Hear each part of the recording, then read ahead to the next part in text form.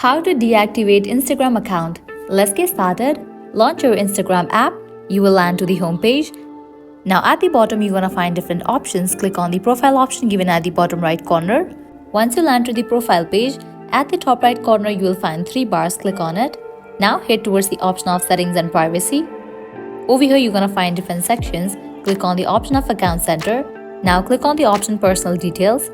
Now click on account ownership and control. Click on deactivation or deletion. Click on your Instagram account. Click on deactivate account. Click on continue. Now type in your password and click on continue.